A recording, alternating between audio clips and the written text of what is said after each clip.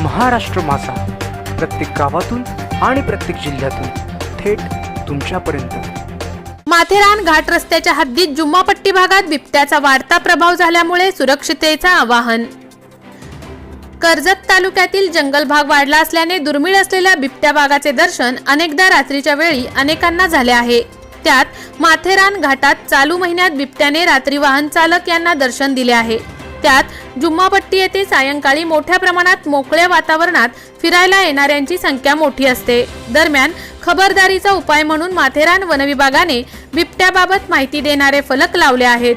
स्थानिकांनी बिबट्यापासून कशी सुरक्षितता घ्यावी याबाबत फलक लावून जनजागृती करण्याचा वनविभागाचा प्रयत्न आहे।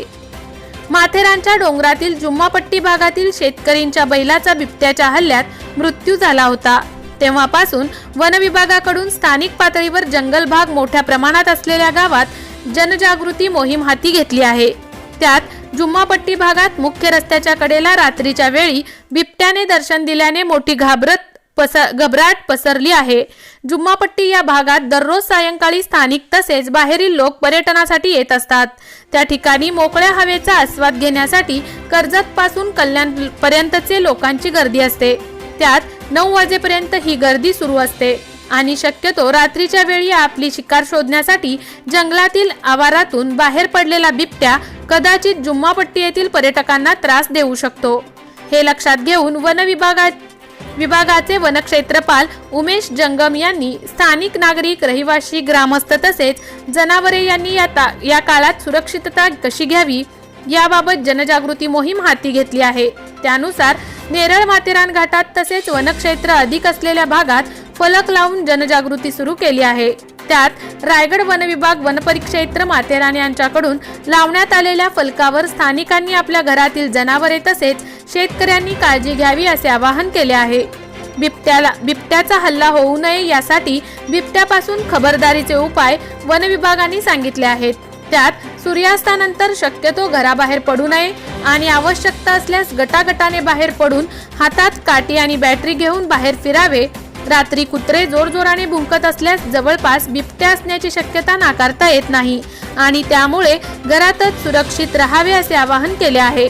शेळ्या, मेंढ्या, कोंबड्या व गाय, म्हैस इत्यादी पाळीव प्राणी बंद गोठ्यात ठेवावे। शेतात आणि रस्त्याने जाताना मोठमोठ्याने गाणी म्हणत किंवा मोबाईल रेडिओवर मोठ्या आवाजात गाणी वाजवत जाण्याचा पर्यटन करावा, जेणेकरून बिबट्या आपला आवाज ऐकून त्या भागातून दूर निघून जाईल। त्याचवेळी अफवांवर विश्वास ठेवू नका, अफवा पसरवू नका आणि आपल्या पाळीव जनावरांना एकटे चरायला सोडू नका। गावातील कचऱ्याचे व्यवस्थापन करून गावात स्वच्छता ठेवा आणि त्यामुळे मोकाट कुत्री, डुक्कर आणि इतर भटक्या जनावरांच्या संख्येत वाढ होणार नाही आणि त्यामुळे बिबट्याचा वावर तेथे राहणार नाही। रात्रीच्या वेळी किंवा पहाटे अंधार असताना शौचाकरिता उघड्यावर जाऊ नये। बिबट्या दिसल्यास काय करावे? डबे वाजवून, फटाके फोडून किंवा मोठमोठ्याने आरडाओरडा करावा। बिबट्या दिसल्यास त्याला दगड मारून त्रास देऊ नका, नाहीतर तो चिडून तुमच्यावर हल्ला करू शकतो। काय करू नये?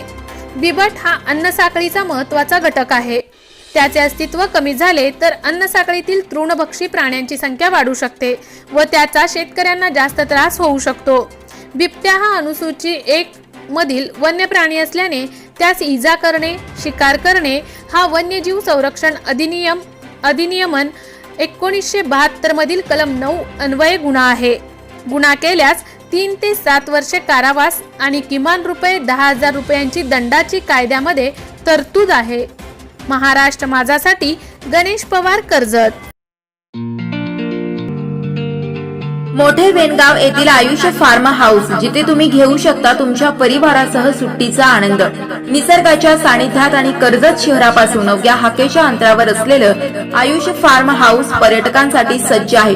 राहण्याची व जेवणाची उत्तम प्रकारे सोय, तसेच स्विमिंग पूल, रेन डान्स, एसी रूम, खेळण्यासाठी ऐसपैस जागा, गेम आणि आकर्षक गार्डन तसेच सर्व सोयी सुविधा उपलब्ध। पत्ता: मोठे वेनगाव, कर्जत, रायगड। बुकिंग साठी संपर्क: भाई गायकार 88 88 38 11 11, अभिषेक गायकार 88 88 37 11 11, अवंतिका गायकार 77 20 04 56 78। तुमच्या परिवार आणि मित्रांसोबत सुट्टीचा आनंद घेण्यासाठी आत्ताच बुक करा आयुष्य फार्म।